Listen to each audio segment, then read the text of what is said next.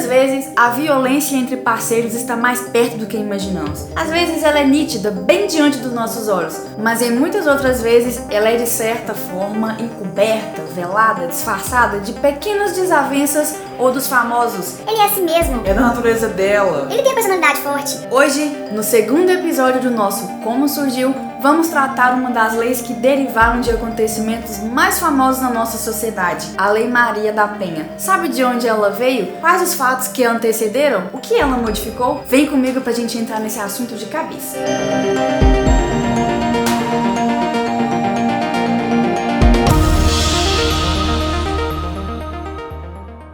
Olá pessoal, meu nome é Aline Soares e esse é o canal Informando Direito. Sejam todos muito bem-vindos.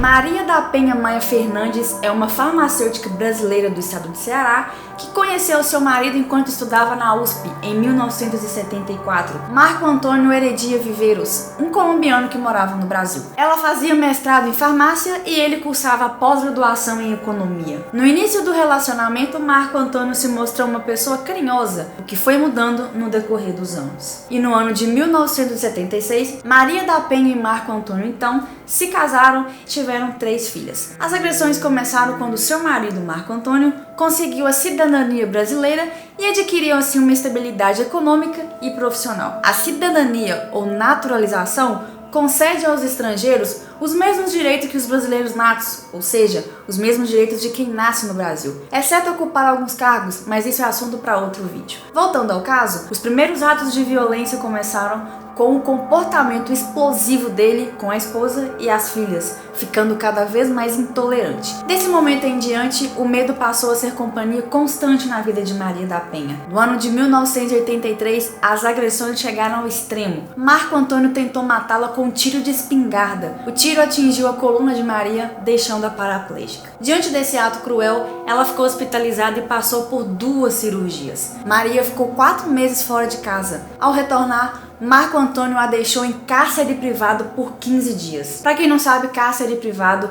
é quando alguém se torna um prisioneiro, fica preso indevidamente e contra a sua vontade. A vítima quase não tem como se locomover, sua liberdade é muito restrita a um pequeno espaço físico, que pode ser um quarto ou até mesmo um banheiro. E durante esse período em que ela esteve presa dentro da sua própria casa, o dito cujo mais uma vez tentou matá-la, dessa vez enquanto ela estava tomando banho usando a eletricidade. Com 2 tentativas de assassinato em um ano, em 1983, ela chegou no limite e tentou procurar ajuda. Pode parecer absurdo alguém demorar tanto tempo para poder pedir ajuda ao tentar ser assassinada por seu marido e ainda 2 vezes. Mas o fato é que, infelizmente, até hoje isso acontece e muitas mulheres e até mesmo os homens demoram demais até acreditar que realmente não tem mais o que fazer e procurar ajuda. Outro ponto importante é o cenário da época. Não era comum nessa época as queixas de violência doméstica. Muitas mulheres passaram e passam por isso a vida toda e não pedem ajuda, principalmente nessa época. Então Maria da Penha, após a 2ª tentativa de homicídio em um ano, recorreu ao Poder Judiciário para que seu agressor fosse responsabilizado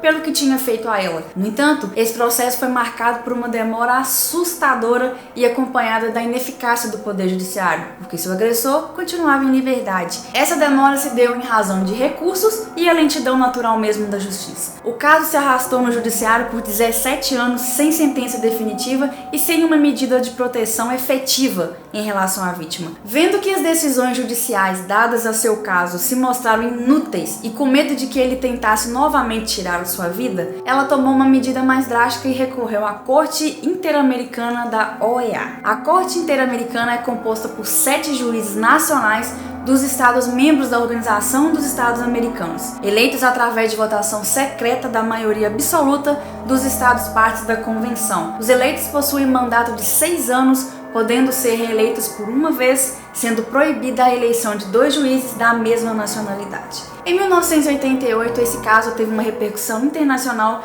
ficando conhecido como Caso Maria da Penha. Esse caso foi tão grave que o Brasil foi condenado por negligência porque ficou mudo em um caso absurdo de violência doméstica. Além disso, seu estado natal, Ceará, pagou uma indenização a Maria. A história dessa mulher mostra que ocorre diariamente com muitas mulheres, não só aqui no Brasil, mas no mundo inteiro. Dito tudo isso, graças aos esforços e o instinto de sobrevivência, no dia 7 de agosto de 2006 foi aprovada a Lei Maria da Penha. Essa lei, que eu vou deixar aqui na descrição do vídeo, mostra medidas de proteção às mulheres. A Lei Maria da Penha define os tipos de violência contra a mulher, que pode ser física, psicológica, moral, sexual e patrimonial. Quando a violência é física, fica mais fácil de identificar, porém as agressões psicológicas podem ser tão cruéis ou até piores que as físicas, podendo causar prejuízos irreversíveis. Humilhações, empurrões, não deixando a pessoa conviver com mais pessoas, proibindo você de fazer alguma coisa, mesmo que simples, xingamentos, enfim, são apenas alguns exemplos. Estipula também